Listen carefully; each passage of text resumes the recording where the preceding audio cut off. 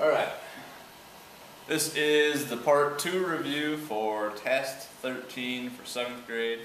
So let's jump in. We left off with number 10 yesterday, we'll start with number 11. And just a reminder, these questions are very similar to what you will see on the test tomorrow. So, 11 asks us to find the sum of these integers. Remember, integers are positives, and then all of their opposites, which includes 0 in there too. So the first thing we're going to do, let's just work left to right. Okay, we're adding. So let's find this first. We have 7 plus negative 12. And whenever we add things that have opposite signs, we can do subtraction. So 12 minus 7, just like we normally would, we get 5. And then we look. Which number is bigger, just in value? Well, 12 is bigger than 7. And 12 has the negative with it. So this is going to be a negative 5 instead. Okay? So 12 minus 7 is 5, but we have more negative than we have positive, so this is negative 5. Now we're going to add negative 5 to positive 2. And we have a negative and a positive, so once again we can subtract. 5 minus 2 is 3.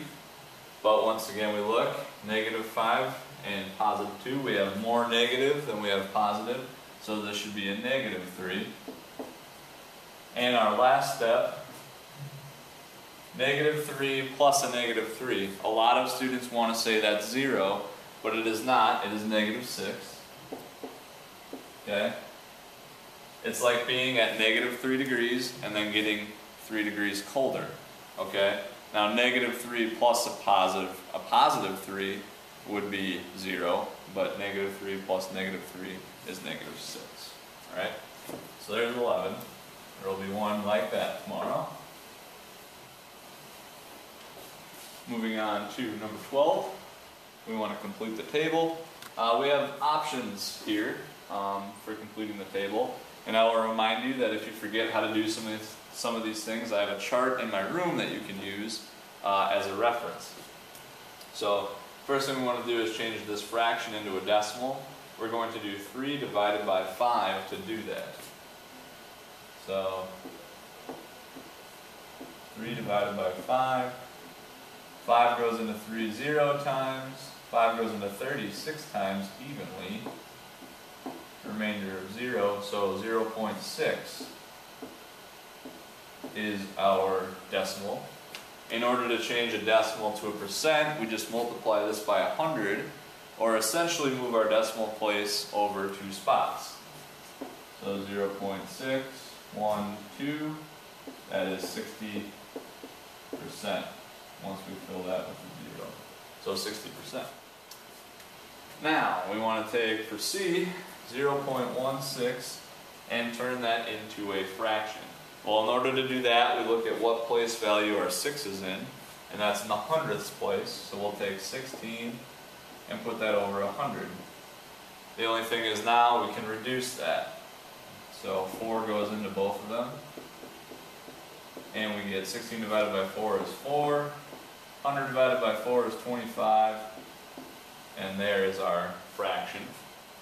And lastly, turning this into a percent, it's just like we did up here.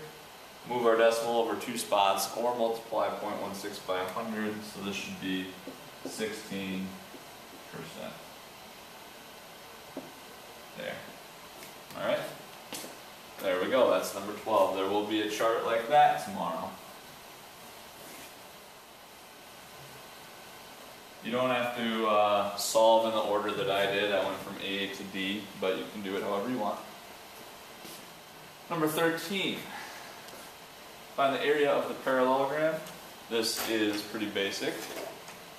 Yes. Okay. I will come grab you and tell you your score when I'm done here, okay? Alright, thanks. This is base times height. Just like a rectangle area, okay?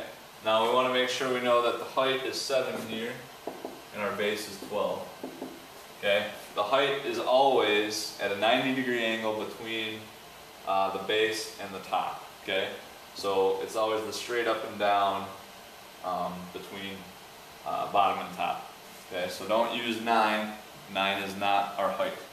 Height, base, and we do 12 times 7, and we get 84 inches squared because we are in area. Alright, so there's that one.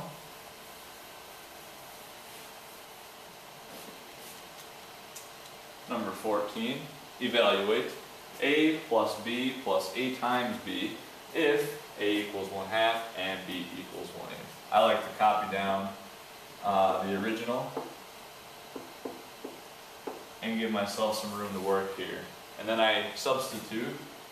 A is 1/2, b is 1/8, and we're going to add on 1/2 times 1/8.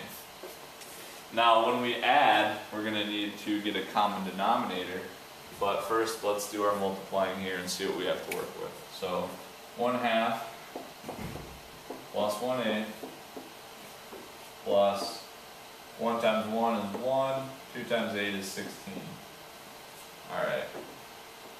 So we need a common denominator when we add or subtract. We are adding 3 fractions, and they all share a multiple of 16. So we should use 16 for our denominator. Alright? So to change this to a 16, we have to multiply it by 8. So here we'll just do this. Times 8 over 8, multiplying by 1, so we're not changing the fraction, we're just changing its appearance, the value stays the same. To change this to a 16, we multiply by 2. So times 2 over 2. And what we get then, that one is already 16, so we keep it. 8 over 16 plus 2 over 16 plus 1 over 16. And then remember, we add our numerators, keep the denominator the same. So 8 plus 2 is 10, plus 1 is 11. So 11/16 would be our answer there. And that's 14. So using our fraction knowledge there, we will have a couple more of those coming up.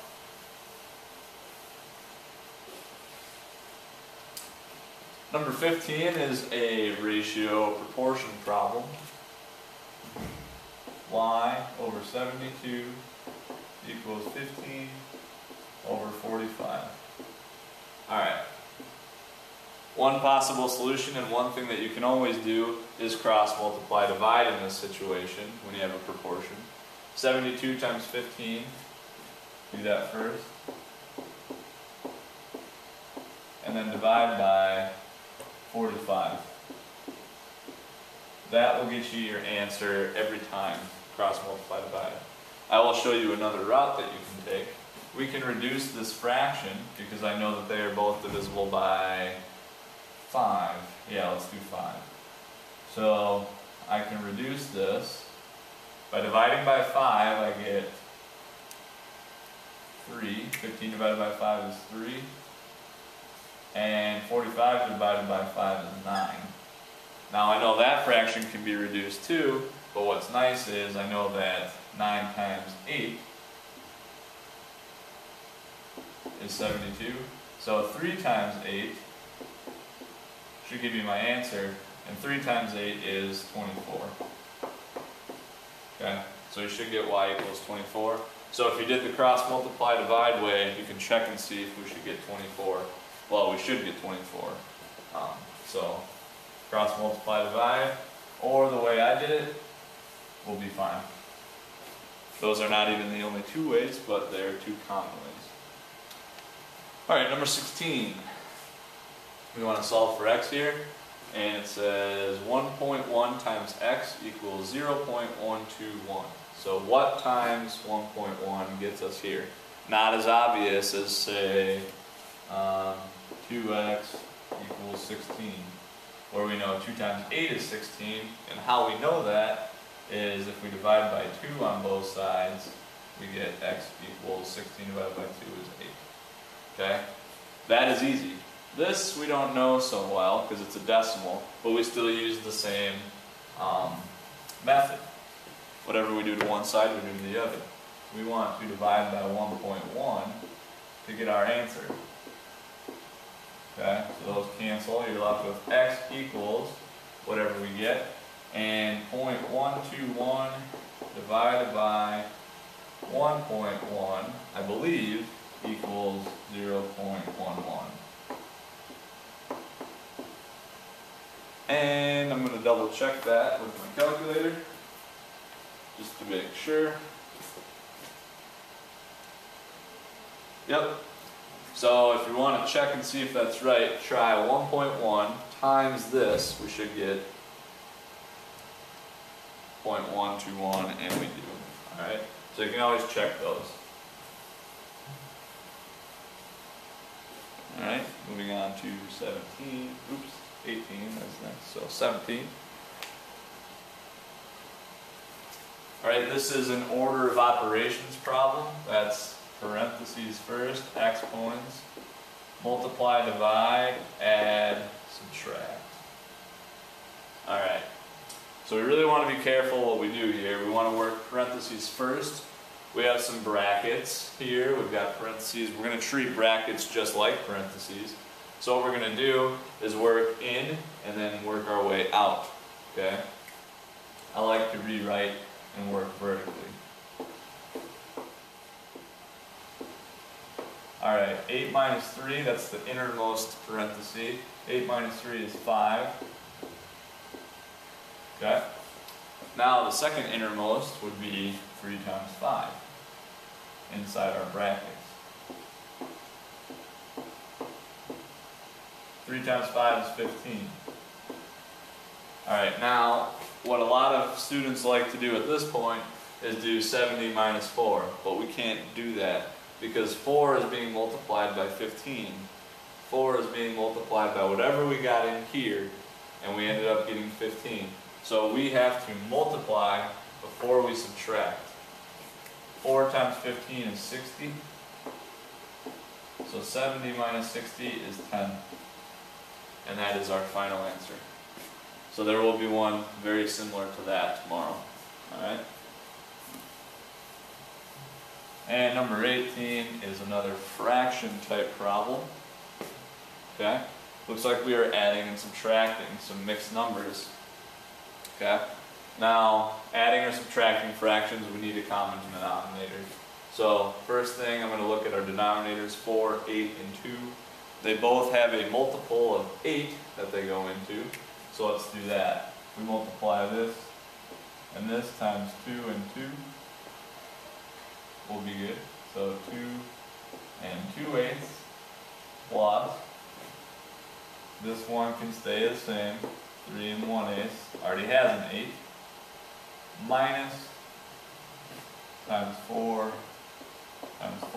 So we multiply this fraction by 2 over 2, that one times 4 over 4, and we get 1 and 4/8.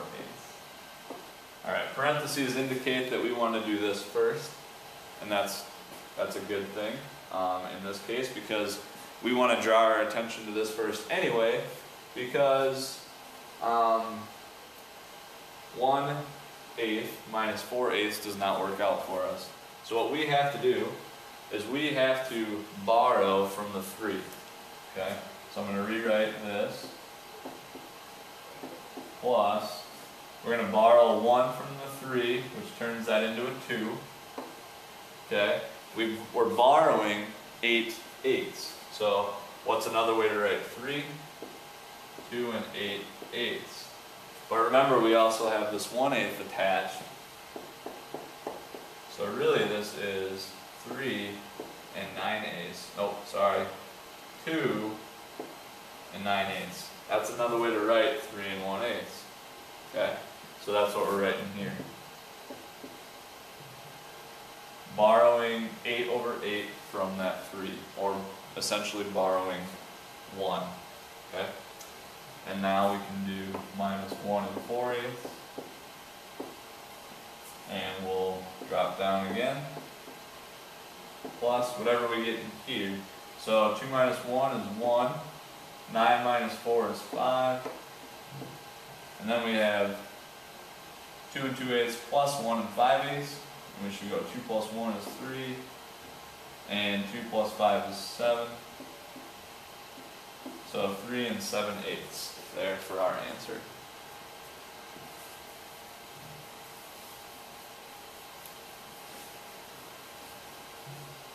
Alright, and number 19 looks like this, some more mixed numbers. We are going to multiply by whatever we get inside here. So 3 3/4 times 8 divided by 1.5. Alright. Now what we want to do in this case, remember we are multiplying and dividing, so we do not need a common denominator, but we will want to turn these improper. And to do that, we do 4 times 3 is 12, plus 3 is 15, keep our denominator the same. 8 times 1, or times 8, can be written as 8 over 1, divided by 2 times 1 is 2, plus 1 is 3, 3 over 2. Alright. And whenever we divide by fractions, we flip the second one around and turn it into multiplication.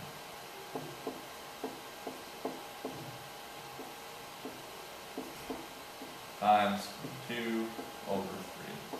So we flip this one around. Somebody asked me the other day, why do we do that? It's not even dividing, so why do they even divide fractions? Well, it is like dividing. Here's what we can do. Think of 1/2 and dividing by 2.